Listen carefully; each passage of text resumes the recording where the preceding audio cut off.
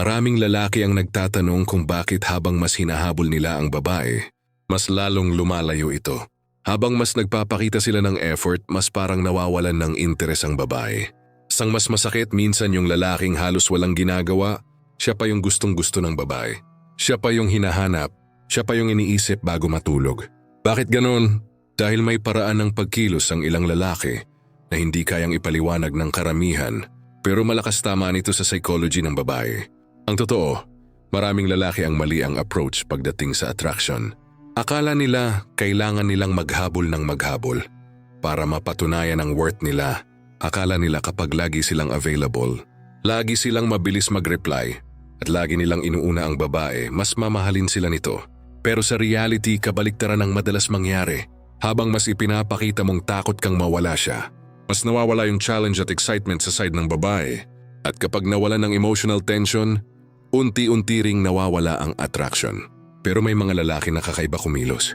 Hindi sila desperate, hindi sila emotionally reactive, hindi sila madaling makontrol gamit lang ang attention ng babae. At ang nakakabaliw dito, habang mas kalmado sila, mas lalo silang hinahabol. Habang mas focused sila sa sarili nilang buhay, mas nagiging curious ang babae. Minsan, hindi na namamalayan ng babae na siya na mismo ang gumagawa ng paraan para mapalapit sa lalaking dati ay hindi naman niya gaanong pinapansin. At yan ang pag-uusapan natin ngayon dahil may mga behavior at mindset na kapag natutunan mo bilang lalaki, mapapansin mong biglang nag-iiba ang treatment ng babae sa'yo. Yung dating ikaw ang laging naghahabol, biglang siya na ang unang nagchat-chat. Siya na ang naghahanap ng attention mo. Siya na ang natatakot na mawalan. Ako nga pala si Zymer, ang iyong master sa larangan ng paraan para hindi ka mamanipula ng babae. Pero bago ang lahat, shoutout sa mga loyal kong subscribers. Kayo ang inspirasyon ko sa paggawa ng mga ganitong content. Kaya kung gusto mong malaman kung paano kumilos ang lalaking kusang hinahabol ng babae, siguraduhin mong tapusin mo ang video na ito. Dahil posible na isang maling behavior lang ang dahilan kung bakit ikaw ang laging naghahabol hanggang ngayon.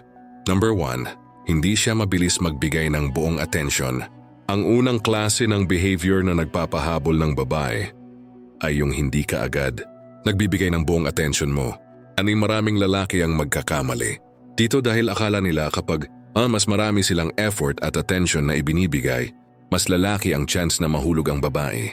Pero sa psychology ng attraction, kabaliktaran minsan ang nangyayari. Kapag masyado kang available, masyado kang mabilis mag-reply, at masyado mong pinapakita na siya agad ang pinaka-importante sa buhay mo, nawawala yung excitement. Nawawala yung emotional tension na siyang nagpapalakas ng attraction.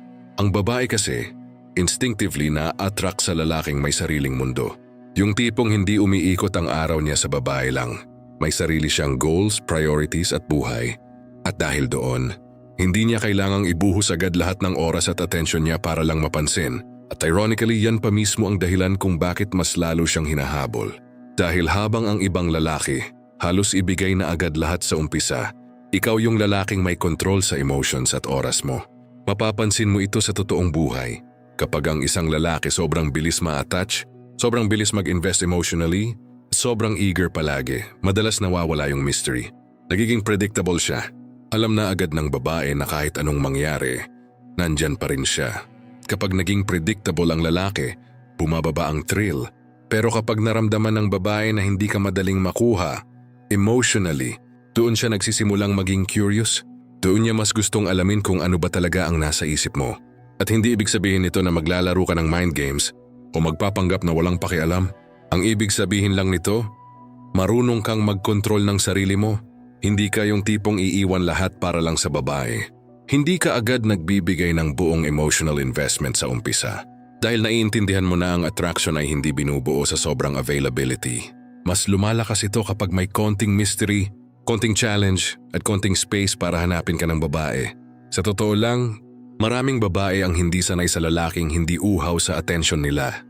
Dahil karamihan ng lalaki ngayon, mabilis ma-excite kapag may magandang babae na nagbibigay ng konting interest. Kaya kapag may nakita silang lalaki na kalmado lang, hindi desperate, at hindi agad bumibigay emotionally, doon sila mas na-addict dahil iba ang dating ng lalaking may emotional discipline. Para kang reward na hindi madaling makuha, at yan ang klase ng lalaki na mahirap bitawan Kaya kung gusto mong dumating sa point na babae na ang naghahabol sa'yo, matuto kang huwag ibigay agad lahat ng atensyon mo. Hayaan mong maramdaman niyang may sarili kang buhay na hindi umiikot sa kanya. Dahil minsan habang mas hindi mo sinusubukang habulin ng babae, mas lalo kanyang gustong habulin pabalik. Number 2, hindi siya emotional na reactive sa babae. Ang pangalawang behavior na nagpapahabol ng babae ay yung hindi ka emotionally reactive sa ginagawa niya. At ito ang isa sa pinaka-underrated pero pinaka-powerful na ugali ng lalaking may mataas na attraction value. Kasi sa totoong buhay, maraming lalaki ang hindi nila namamalayan na emotional. Reaction nila ang mismong bumababa ng attraction sa kanila. Kapag nag-chat ang babae, sobrang saya agad. Kapag hindi nag-reply, agad naiinis o nag-o-overthink. Kapag cold ang tono, agad nagpapanik. Kapag sweet, agad nag-o-overinvest. At yung cycle na yan sobrang obvious sa babae. Sa perspective ng babae, ang lalaking madaling maapektuhan ng mood niya ay hindi stable. At kahit hindi niya sabihin, nararamdaman niya yun. Nararamdaman niya kung ang lalaki ba ay grounded or emotionally dependent sa kanya. Dahil kapag masyado kang reactive, para mong sinasabi na kontrolado niya ang emosyon mo. At kapag naramdaman ng babae na kaya niyang i-shift ang mood mo, gamit lang ang isang message o isang reply, unti-unting bumababa ang respeto at attraction. Hindi dahil masama siya, kundi dahil nawawala yung sense ng masculine stability na hinahanap ng babae. Ang lalaking hindi emotionally reactive, iba ang presence. Hindi siya agad napapadalos ng emosyon. Kapag nag-reply ang babae, normal lang. Kapag hindi nag-reply, normal pa rin. Kapag malamig, hindi siya agad nag-a-assume ng worst. Kapag sweet, hindi rin siya agad nag-i-invest ng sobra. Parang steady lang siya sa gitna ng lahat. At yung stability na yon, sobrang rare sa panahon ngayon, na ang daming lalaki ang emotionally stable sa interactions pa lang online. Mapapansin mo ang babae mas nagiging curious sa lalaking hindi niya madaling ma-predict emotionally. Kasi ang human nature, mas naa-attract tayo sa hindi natin agad mabasa. Kapag alam na alam ng babae kung ano ang magiging reaction mo sa bawat galaw niya, nawawala yung excitement. Pero kapag hindi ka niya mabasa, kapag hindi ka niya ma-figure out, doon siya nagsisimulang mag-invest ng attention. Kasi gusto niyang alamin kung ano ba talaga ang totoong ikaw. May mga lalaki na akala nila kapag nag-react sila agad sa babae, mas magiging close sila.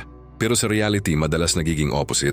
Halimbawa, nag-joke yung babae na medyo cold o hindi masyadong sweet, tapos nag-overthink agad ang lalaki. Nag-explain agad, nag-sorry agad kahit wala namang mali. Sa isip ng babae, parang ang message nun ay emotionally unstable siya. And kahit pa gusto ka niya, may part sa kanya na mawawalan ng respect kapag paulit-ulit yung ganong pattern. Ang emotional control ay hindi pagiging walang pakialam. Hindi ito pagiging cold o walang puso. Ang ibig sabihin nito, marunong kang mag-hold ng sarili mong emosyon bago ka mag-react. Hindi ka agad sumusunod sa emotional wave ng babae. Kung masaya siya, hindi ka OA. Kung malamig siya, hindi ka nagpapanik. Kung mixed signals ang binibigay niya, hindi ka nalilito. Kasi ang foundation mo ay hindi nakabase sa kanya. Nasa sarili mong stability. At dito nagkakaroon ng malaking shift sa attraction. Dahil ang babae, instinctively mas na-attract sa lalaking hindi niya madaling makontrol emotionally. Kasi kapag hindi ka reactive, hindi ka rin predictable. At kapag hindi ka predictable, nagiging curious siya. Kapag naging curious siya, dun siya nagsisimulang mag-invest. Dun siya nag-uumpisa mag-initiate. Dun siya biglang nagiging consistent sa attention. Hindi dahil pinilit mo, kundi dahil na-trigger mo yung natural na psychological response niya.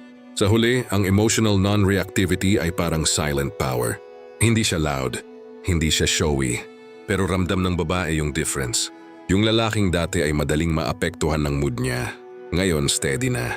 Calm na, controlled na. At yung klaseng lalaki na yun, mas mahirap kalimutan kaysa sa lalaking laging emotional, laging reactive, at laging naghahabol ng clarity sa bawat galaw ng babae. Kaya kung gusto mong maging lalaking hinahabol ng babae, hindi sapat na mag-effort ka lang. Kailangan matutunan mo ring kontrolin kung paano ka mag-react.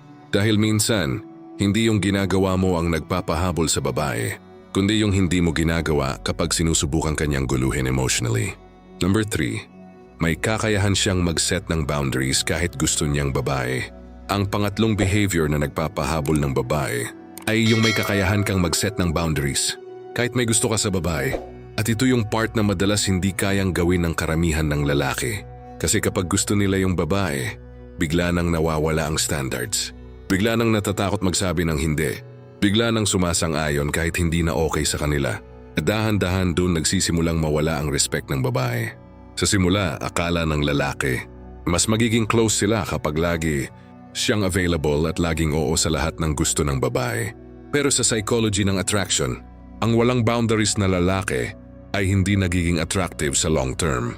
O pwedeng ma-excite ang babae sa attention, pwedeng ma-flatter sa effort. Pero kapag wala ng structure kung paano siya tratuhin, nawawala yung sense of challenge at respect. Dahil ang boundaries ang nagbibigay ng identity sa isang lalaki. Yun yung nagsasabi kung sino ka at kung paano ka dapat itrato.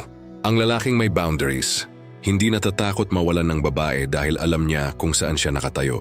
Halimbawa, kapag may bagay na hindi niya gusto, kaya niyang sabihin ng calm lang.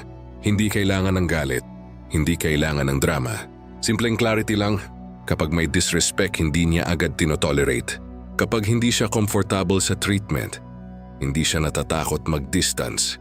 At ang pinakamahalaga, hindi niya binabago ang sarili niya para lang mapanatili ang babae. At ito ang nakaka-trigger ng attraction sa babae. Kasi sa umpisa, ang babae maaaring mag-test ng limits. Hindi palagi conscious pero natural yun. Tinitignan niya kung hanggang saan siya pwedeng umabot, kung ano ang kaya niyang gawin, at kung paano ka magre-react. At kapag nakita niyang wala kang boundaries, na kahit anong gawin niya okay lang sa'yo, nawawala yung tension. Nawawala yung sense na kailangan kanyang i-impress or i-consider. Pero kapag nakita niyang may limits ka, may standards ka at may respeto ka sa sarili mo, doon siya nagiging conscious sa actions niya. Ang boundaries ay hindi pagiging harsh o controlling. Hindi ito pagiging bossy. Hindi ito pagiging toxic. Ang tunay na boundaries ay clarity. Ito yung simpleng understanding na hindi lahat ng gusto ng ibang tao ay automatic mong ibibigay. Lalo na kung hindi na aligned sa respeto at value mo. Ang lalaking may healthy boundaries ay hindi aggressive, pero firm. Hindi siya emotional pero clear. At hindi siya nagbabago base sa takot na maiwan. Mapapansin mo, mas hinahabol ng babae ang lalaking hindi madaling i-shape. Kasi kapag ang lalaki sobrang flexible sa lahat ng gusto niya, parang nawawala yung identity niya. Pero kapag may structure siya sa sarili niya, mas nagiging interesting siya. Dahil may consistency, may sense of direction, at may backbone. At sa subconscious level ng babae, ang ganitong lalaki ay mas safe emotionally at mas attractive sa long term, kahit minsan challenging siya. Ang isa pang dahilan kung bakit nagpapahabol ang boundaries ay dahil nagdadala ito ng consequence. Hindi dramatic na consequence, kundi natural na resulta ng actions. Kapag hindi siya nirerespeto, may distance. Kapag hindi siya consistent, hindi rin siya binibigyan ng full access. Kapag magulo ang treatment, hindi ka rin fully available. At yung clarity na yon, nagiging reason kung bakit nag-iisip ang babae. Kasi hindi niya kayang i-take for granted yung lalaki na may standards. Sa huli, ang lalaking may boundaries kahit may gusto sa babae ay hindi nagiging desperate. Hindi siya nagiging emotionally dependent. Hindi siya nawawala sa sarili niya para lang mapanatili ang babae. At ironically, yun pa mismo ang dahilan kung bakit mas nagiging interesado ang babae. Kasi hindi kanya kayang i-predict, hindi kanya kayang i-control, at hindi kanya kayang basta i-disrespect ng walang consequence. Kaya kung gusto mong maging lalaking hinahabol ng babae, kailangan mong matutunan na ang paggusto sa isang tao ay hindi dapat dahilan para mawala ang respeto mo sa sarili mo. Dahil sa dulo, ang lalaking may boundaries ang lalaking mas tumatagal sa isip ng babae at mas mahirap palitan. Ngayon malinaw na sa iyo kung bakit may mga lalaking hindi na kailangan maghabol pero sila pa rin ang hinahabol ng babae. Hindi ito swerte, hindi ito tsamba. Ito ay kombinasyon ng tamang mindset, emotional control, at solid na boundaries. Habang mas nagiging aware ka sa mga ugaling ito, mas nagbabago rin ang paraan kung paano ka tinitingnan ng babae. Pero tandaan mo, hindi ito tungkol sa panlalaro o pagpapanggap. Ito ay tungkol sa pagiging lalaking may direksyon, may respeto sa sarili, at hindi nawawala sa identity niya kahit may gusto siyang babae. Dahil sa huli, ang pinaka-attractive na lalaki ay yung hindi nawawala ang sarili niya. para lang makuha ang atensyon ng iba. Kung may natutunan ka sa video na ito, huwag ka nang tumigil dito. Marami pang mas malalim na psychology at real-life strategies na makakatulong sa'yo para mas ma-improve ang presence mo sa babae at sa buhay mo. Mag-subscribe ka sa channel at iyon ang notification bell para updated ka sa mga susunod na uploads.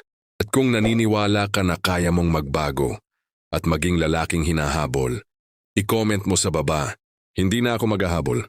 Ako nga pala si Zymer at magkikita tayo sa susunod na episode ng Cerebral Hacks.